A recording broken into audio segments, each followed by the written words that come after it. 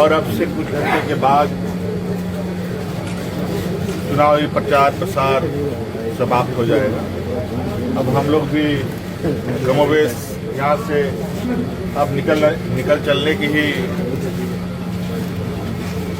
जुगत में है। जब हम लोग निकल चले और अब सारा कुछ घाटशिला मतदाता के बीच में अब ये चंद घंटे उनके हाथ में रहेगा और उसके बाद चुनावी प्रक्रिया प्रारंभ। 11 तारीख सुबह 7 बजे से चुनाव प्रारंभ हुआ और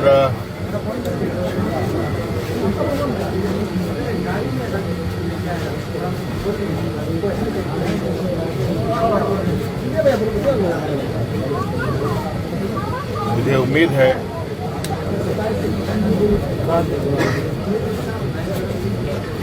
ये चुनाव काफी पारदर्शिता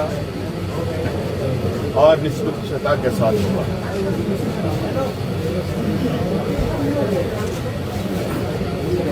और आज सभी हमने भी जितने हमारे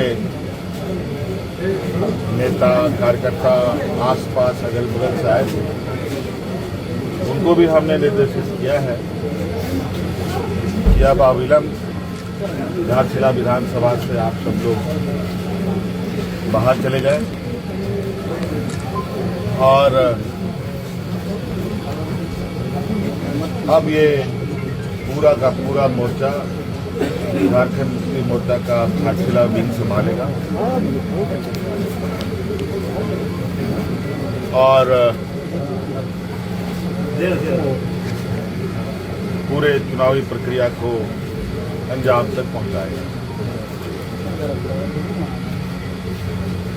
हम लोगों ने लगभग घाटशिला के एक घरों तक मोहल्ले टोले गांव पंचायत बूथ स्तर तक पहुंचने का प्रयास किया और हम लोगों ने अपनी बातों को घाटशिला विधानसभा के लोगों को के समक्ष रखा है। अब निर्णय घाटशिला विधानसभा के लोगों को करना।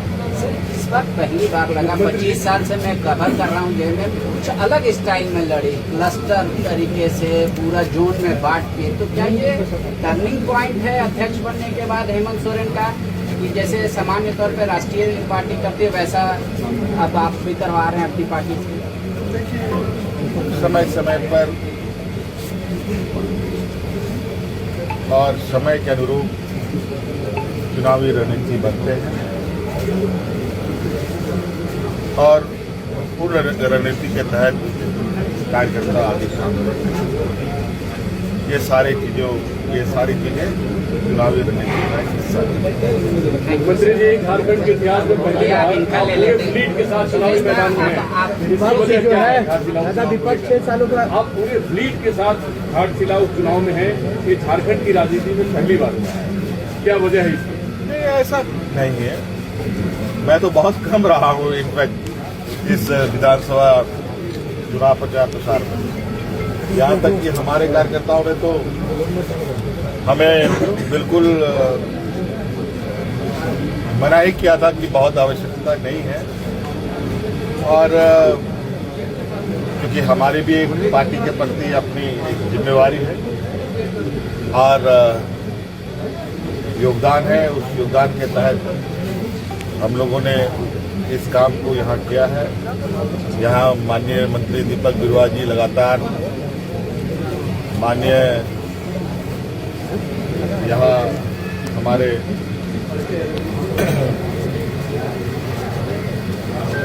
टुडू जी लगातार रहे हैं गार्जियन के तौर पर और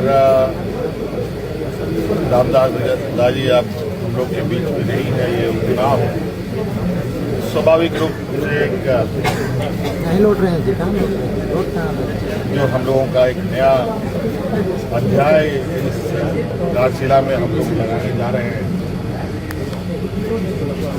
तो एक पूरे कार्यक्रम के दौरान सभी मंत्रियों का अलग अलग समय में भूमिका रहा। सब लोगों ने योगदान दिया है, अपना काम किया है। तो उसी को एक थोड़ा शेप अप हमने कर दिया यहाँ पर। देख लिया चारों तरफ घूम रहे हैं सब लोग। मुख्यमंत्री जी, विपक्ष का कहना है करोड़ों नंबरों की लड़ाई है, जवाब मांग रहे हैं घाटशिला का अधिकारी। किसकी? विपक्ष को क्या कहना है? विपक्ष के लिए ही होगी अगर वो कह रहा है। अब वो क्या कह रहा है नहीं कह रहा है वो उसकी बात है। ये बात उन्हीं से पूछो, उन्हीं से कहो, ये ज्यादा अच्छा होगा मेरे लिए। हम अपने घर में क्या कर रहे हैं नहीं कर रहे हैं उतना ही हम बता सकते हैं। सोम गुरु के बाद ये पहला चुनाव है झारखंड मुक्ति मोर्चा का। क्या अपील करना चाहेंगे सभी मतदाताओं से, क्योंकि इसमें इतिहास बनने की भी गुंजाइश रहती है? ये बात सही है कि आज देश के और आदिवासी समाज के एक कद्दावर और एक महान व्यक्ति के रूप में आदरणीय गुरुजी आज हम लोग के बीच में नहीं है। और बड़ा संयोग है कि रामदास सोरेन जी भी साथ साथ में उनका भी निधन उन्हीं के आगे पीछे कुछ ही दिनों में हो गया। आज गुरुजी के अनुपस्थिति में ये पहला चुनाव है और ये पूरा विश्वास के साथ मैं ये कह सकता हूँ कि आदरणीय गुरुजी ने झारखंड राज्य को, आदिवासी समाज को, चाहे झारखंड के हों चाहे देश के हों, उन सब के प्रति जो उनके ऊपर जो लोगों का श्रद्धा रहा है और उनको देखकर जो लोगों ने अपनी पहचान बनाना और आवाज बुलंद करना प्रारंभ किया है, कहीं ना कहीं आज कम से कम इस प्रदेश में झारखंड मुक्ति मोर्चा के माध्यम से गुरुजी ने एक ऐसे सिपाहियों को तैनात किया है जहां अब गुरुजी द्वारा ट्रेन सिपाही पूरे मुस्तैदी से मोर्चा संभालने के काबिल है।